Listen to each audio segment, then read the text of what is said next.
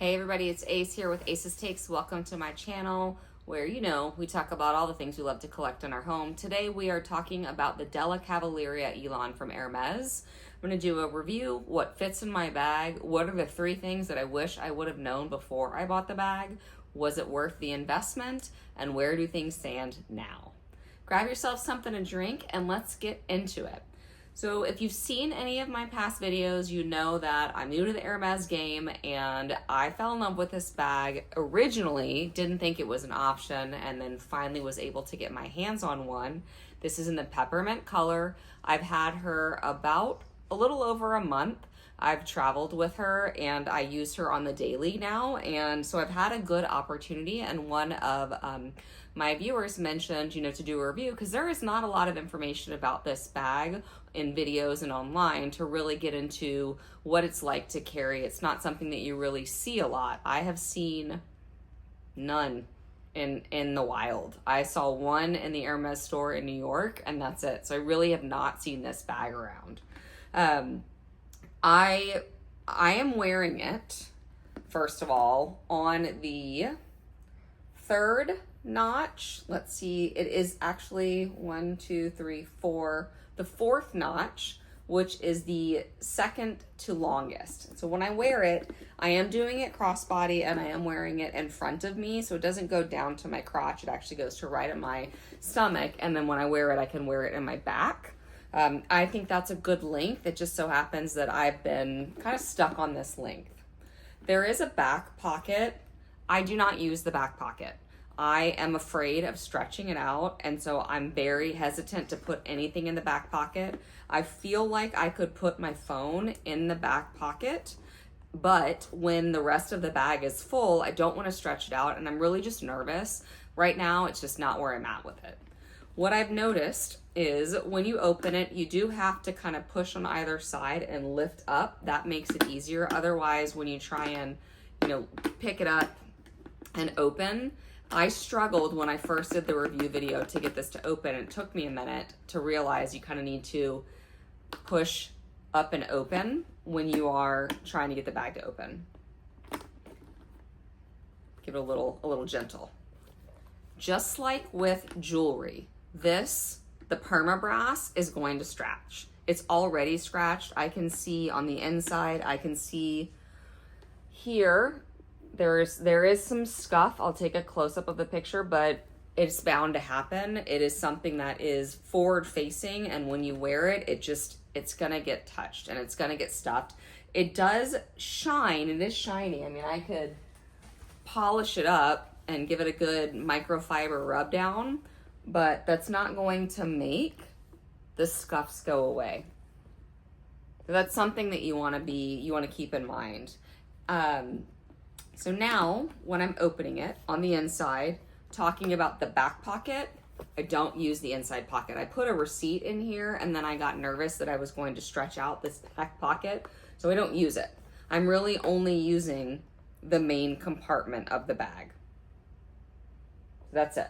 Now I can already see that there's a little bit of wear inside. It seems like there's like a divot from something, but it still is very smooth. Now keep in mind, I've only had this bag a month and I'm using it pretty regularly. What can I fit in here? I can fit my keys. Now, if you're somebody who has a Tesla or if you have an app on your phone, maybe you don't need keys, but I can fit my keys in here.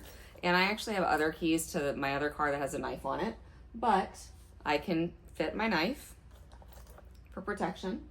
I can fit my wallet. I can fit my AirPods. I can fit my medicine. Now, normally, this is what I carry for medicine. In here, I have nasal spray. I have like a sanitary wipe. I have fingernail clippers. I have my AirTag. I have lipstick. I have toothpaste. I have a nail file and medicine. So this is kind of like my go-to anywhere I'm going. I take this. This does not fit in this bag. And so what I needed to do is make sure that I had my essentials. I get migraines regularly, and so I needed to make sure I have my migraine medicine with me at all times. And so that's something that is my go-to. I did have a couple of extra pills as well. I have Aquaphor like chapstick, and then Aquaphor lotion. My hands are really dry these days. I have my pens. Now, I don't necessarily need all of these pens. I could just take one, but I have been carrying those. Fits pretty good. As you can see, all of the stuff is in there. It's not stretching my bag, but I have prescription sunglasses, and I mean, I can put them in there. You can kind of see the top. So that fits. Where's my phone? I'm using it to record. So if I'm gonna put my phone in here, I don't know that that's gonna work. And my phone always has a ring on the back of it to help me. It's kind of like a pop socket these days, but it's a magnet ring. I love it. So if I'm gonna try and fit my phone in here, I could I just don't want to. I don't want to put it in the back pocket.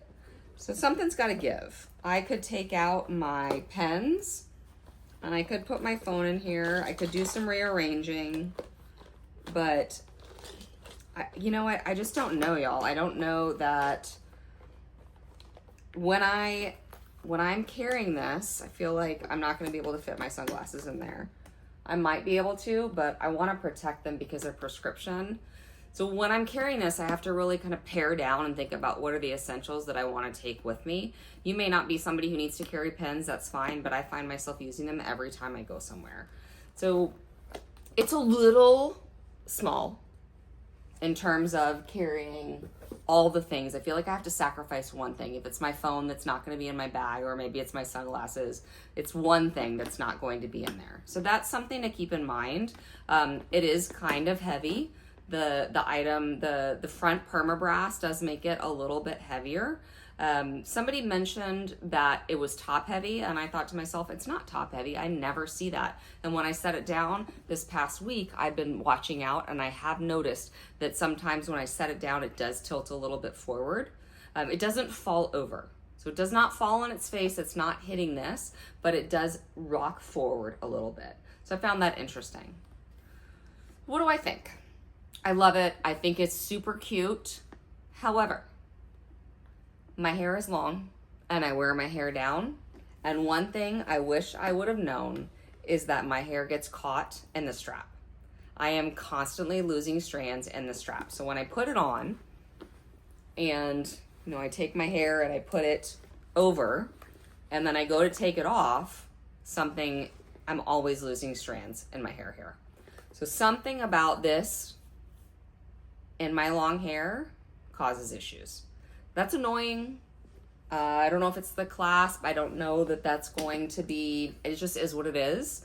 But there are times where I've had to actually unbuckle the strap to get my hair out of it. So that is one drawback that I did not consider, that I wish I knew. Another thing was the color. I love the color, but it is light. And even with being careful not to wear dark colors around it, I have found pin on the bag twice already in the past month. And once was in church, and it wasn't from my pen. But all of a sudden I looked down and there was a black mark over here. And then the other day I noticed that there was a pen mark on the bottom. Now, I used to work in the handbag industry, and so I know how to kind of clean bags. And so I'm able to get the pen off of it. But you have to be very, very cautious with light colors. And so you just need to know, oh my goodness, how am I going to get it out? If this was fabric, I would have been in a lot worse wear, the fact that it's leather. So I was able to get that taken care of, but that's another thing I really wish I would have considered. The third thing that surprised me, or I wish I would have known, is that I know that this bag is Hermès, but I don't know that very many other people do.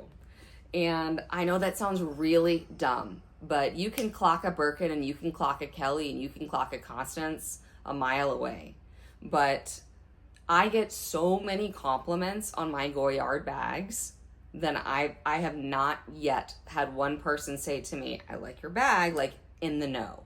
Even in Hermès, which was very surprising to me.